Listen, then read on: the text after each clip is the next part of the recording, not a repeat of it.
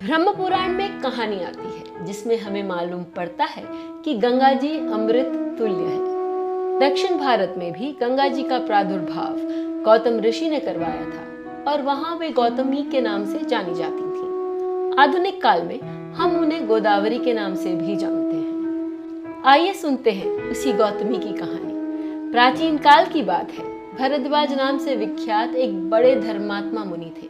उनकी पत्नी का नाम पेठानसी था। वह पतिव्रता धर्म का पालन करती हुई पति के साथ गौतमी के तट पर निवास करती थी। एक बार मुनि ने अग्नि और सोम देवताओं के लिए तथा इंद्र और अग्नि देवताओं के लिए पुरोढ़ाश, उसका मतलब हवन में भोग के रूप में दिए जाने वाला खीर बनाया। पुरोढ़ाश जब पक रहा था तब धुएं से एक पुरुष प्रकट हुआ जो तीनों लोकों को भयभीत करने वाला था। उसने पुरोढ़ाश खा लिया। यह देखकर मुनि ने क्रोध पूर्वक पूछा, तू कौन है जो मेरे यज्ञ को नष्ट कर रहा है? ऋषि की बात सुनकर राक्षस ने उत्तर दिया, मेरा नाम हव्यग्न है।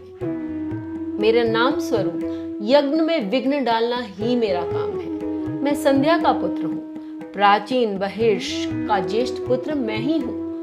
ब्रह्मा जी ने मुझे वरदान दिया है कि तुम सुखपूर्वक यज्ञों का भक्षण करो। मेरा छोटा भाई कली भी बलवान और अत्यंत भीषण है। मैं काला, मेरे पिता काली, मेरी माता काली तथा मेरा छोटा भाई भी काला ही है। मैं हर यज्ञ का अंत बनकर उसका नाश और यज्ञ के स्तंभ का छेदन करता हूँ। भरद्वाज ने कहा, तुम मेरे यज्ञ की रक्षा करो क्योंकि यह प्रिय एवं सनातन धर्म है। मैं जानता हूँ कि तुम यज्ञ का नाश करने वाले हो, तो भी मेरा अनुरोध है कि तुम ब्राह्मणों सहित मेरी यज्ञ की रक्षा करो। यज्ञ ने कहा, भरद्वाज, तुम संक्षेप से मेरी बात सुनो। पूर्व काल में देवताओं और दानवों के समीप ब्रह्मा जी ने मुझे श्राप दिया। उस समय मैंने लोक पितामह ब्रह्मा जी को प्रार्थना करके प्रसन्न किया। तब उन्होंने कहा, जब कोई श्रेष्ठ मुनि तुम्हारे ऊपर अमृत का छींटा दे तब तुम श्राप से मुक्त हो जाओगे। इसके सिवा और कोई उपाय नहीं है।